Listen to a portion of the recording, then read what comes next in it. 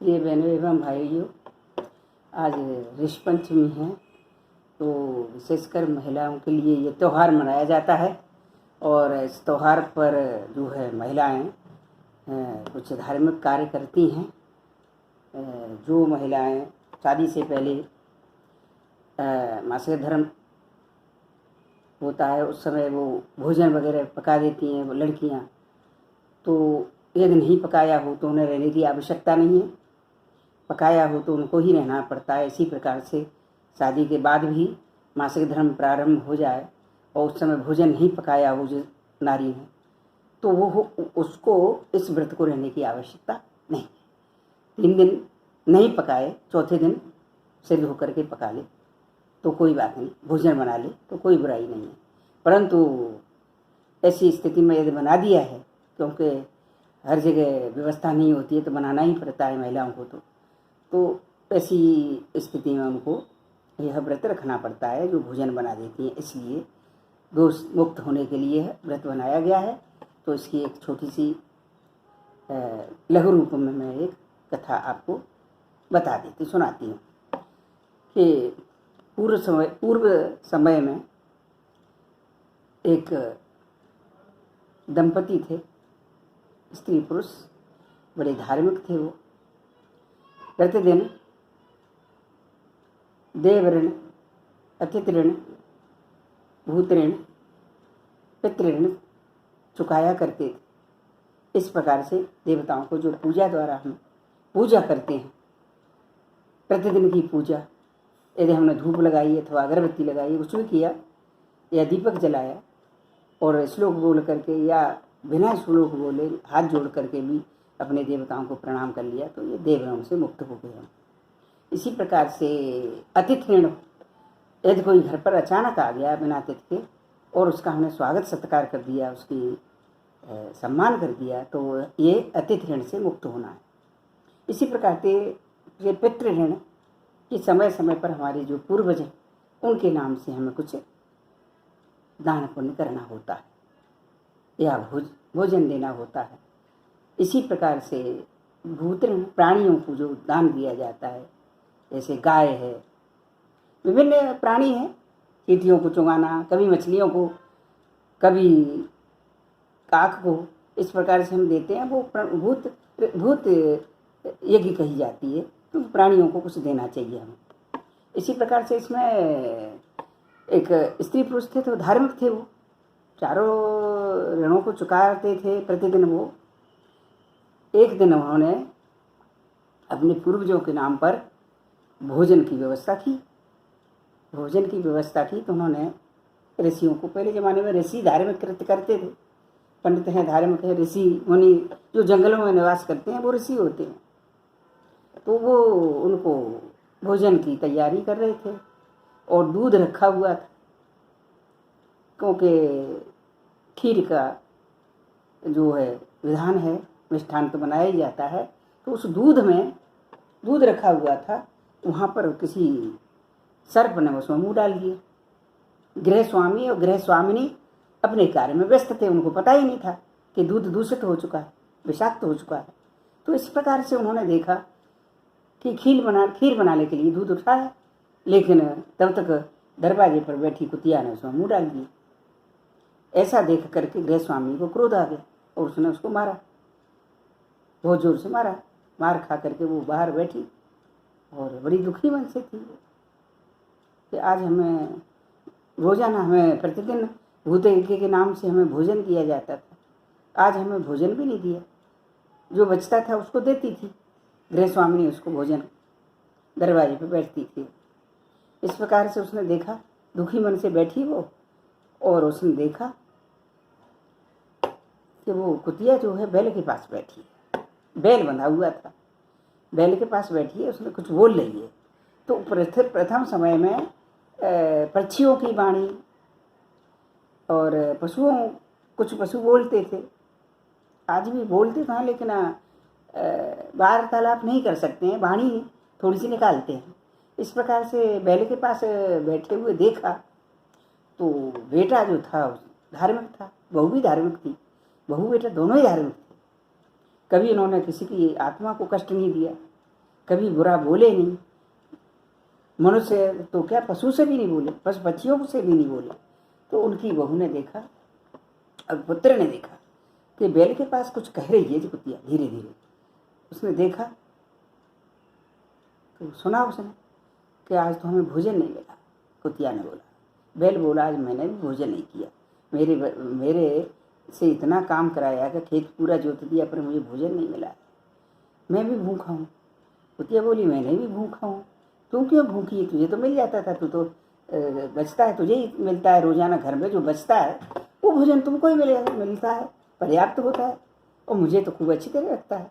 आज हम दोनों को भोजन नहीं मिला, क्या करें। अच्छा तो ऐसा करिए कि बच्चे ने देखा कि वार्तालाप हो रही है कि बेटा बोला, वो बैल बोला कि बेटा बहू हैं जी। तो बेटे हुआ आश्चर्य हुआ। तो पहले समय में त्रिकालदर्शी ऋषि हुआ करते थे, इसलिए ऋषियों का ज़्यादा सम्मान था कि ऋषि जो वर्तमान परिवेश कैसा है वो हम जानते हैं ना आप जानते हैं, परंतु अच्छाइयाँ बुराइयाँ तो सब जगह। तो ऋषियों के द्वारा हमको पता चल जाता था भूत भविष्य वर्तमान का। तो उन्होंने देखा कि ऋषि ने ध्यान लगाया तो बोले कि आपके बैल जो आपका पिता है युक्ति आपकी माता है। अब बच्चे को बड़ा आश्चर्य हुआ कि इतना प्यार करते हैं ये कि हम कितने भी कुछ दरवाजे छोड़ते नहीं हैं। बैल जो है बहुत ही कातर भाव से मुझे देखता है, प्रतिदिन मैं इसका भोजन देता हूँ, घास वगैरह खिलाता हूँ, तो बोले कातर भाव से देखता है। कुतिया है वो भी बड़े प्यार से देखती है बहू बेटों को, लेकिन वो दोनों भी उनको प्यार करते थे, पशु रूप में ही करते थे। उनको नहीं पता था कि ये हमारे माता पिता हैं, लेकिन पता चल गया। फिर उन्होंने उस ऋषियों से प्रणाम किया कि ऋषिवर आप ये बताइए कि मेरे माता पिता की ये 84 लाख योनि है कर्म के आधार पर मिलती है, तो मेरे माता पिता ने तो हमेशा अच्छे कर्म किए, कभी गलत कार्य किया नहीं, फिर ऐसे इस अवस्था में कैसे पहुँचे ये दोनों, मेरी माता मेरे पिता इस अवस्था में कैसे पहुँचे, क्या गलती हुई उनसे। तो ऋषि बोले ध्यान लगा करके, उन्होंने ध्यान लगाया और बताया कि ये पूर्व जन्म में इनसे गलती हुई है। कौन सी गलती हुई है कि तुम्हारे घर पर ऋषियों का निमंत्रण था, 5 ऋषियों का निमंत्रण करो अथवा 1 का करो, ऐसा कुछ नहीं है कि 5 ही करो, 1 का भी कर सकते, 2 का भी कर सकते, 5 का भी कर सकते, यदि उस समय जो भी व्यवस्था हो वैसा आप कर सकते। 5 साल व्रत रखना पड़ता है, इसके बाद नहीं, वो भी तब रखना पड़ता है जब आप इसे ऐसी परिस्थितियों में भोजन बनाया। ये वैज्ञानिक कारण है कि ऐसी परिस्थितियों में महिला जो है थोड़ा आराम भी पाती है और शरीर को श्रम कम करना पड़ता है, और धार्मिक भी है, धार्मिक कारण भी है इसका, तो दोनों ही कारण हैं। तो उसने फिर ऐसा किया, ठीक है। क्या किया कि ऋषि का भोजन बनाना पूर्वजों के नाम से बनाया करती थी। तो उस दिन इसको जो है प्रथम दिन था, तो इसने ऐसी अवस्था में और भोजन बना दिया। इसने किसी से पूछा तो पूछने के बाद उसने बताया कि नहा करके तू बना सकती है, स्नान कर ले, कपड़े बदल ले और बना ले। उसने बनाया, बना करके और निमंत्रण जो करके आए थे ऋषियों को बुलाया तो वो आ गए, आए, भोजन तैयार था। तो माता ने बनाया, पिता ने परोसने लगे। जैसे ही परोसा तो उसमें कुछ उनको दिखाई दिया। ऋषि जो थे समझ गए कि कुछ कारण है, इसमें कुछ दिखाई दिया है, मक्खी मच्छर कुछ भी दिखाई दिया होगा। तो उन्होंने कहा कि हम इतने वर्षों से इनके यहाँ भोजन करते आए, कभी ऐसा नहीं देखा, आज कुछ दिखा है, कुछ कारण है। तो उन्होंने ध्यान लगाया, फिर भोजन करने से पूर्व जल हाथ में ले लिया और उन्होंने हाथ ध्यान लगाया। ध्यान लगा करके बोले कि तुम्हारी पत्नी जो है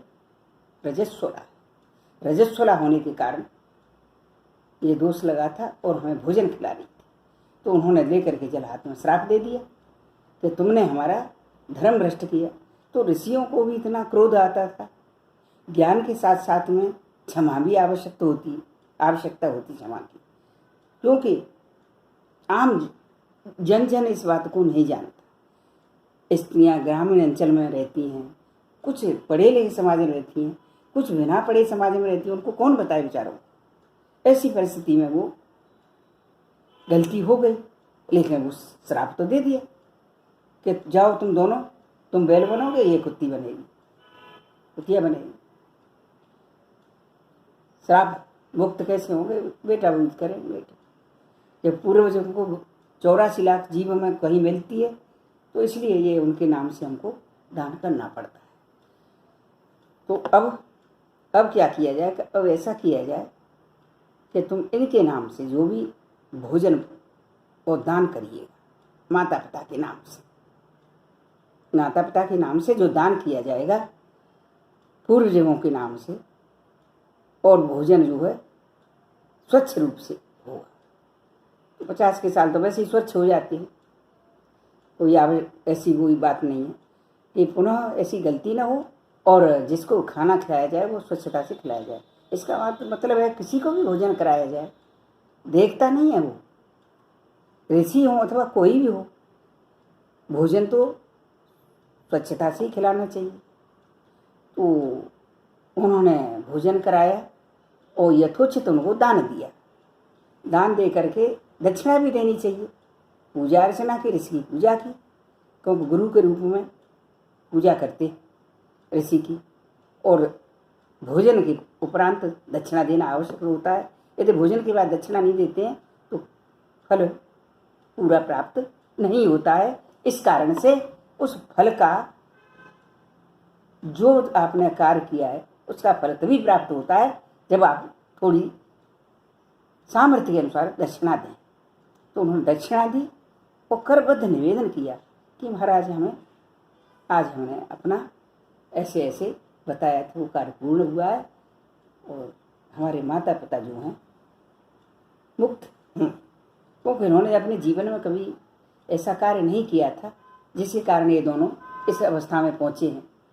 इस कारण से हम चाहते हैं कि हमारे माता पिता मुक्त हो जाएं। उन्होंने ऐसा किया और हाथ में जल लिया, भोजन किया, दक्षिणा दे दी। चलते समय में जल में हाथ लिया और बैल के ऊपर छिड़का, थोड़ा सा कुतिया के ऊपर छिड़का, और वो मुक्त होकर के, प्रसन्न होकर के कातर भाव से देखा और हाथ जोड़ते हुए पैर ऊपर उठाए बैल ने, और उसने भी उठाए दोनों ने, और अपने इहलोक त्याग करके दूसरे लोग चले। तो जो भी हम बहनों और भाई हैं, जो भी बहन भाई हों, किसी को भी यदि भोजन कराया जाए तो स्वच्छता से कराया जाए। वो या तो ऋषि हो, ऋषि इसलिए होते हैं कि ऋषि जो है थोड़े से हर तरह से शील आचरण से ठीक समझते थे लोग बाग पहले, इसलिए उनको भोजन कराया जाता था। अन्यथा इसमें भोजन कराने की वैसे विधि ये है कि आचरण से शुद्ध हो और अखाद्य पदार्थों का सेवन नहीं करता, ऐसे व्यक्ति को भोजन कराने का फल प्राप्त होता है, अन्यथा फल अच्छा प्राप्त नहीं होता है। दोनों की मुक्ति हो गई।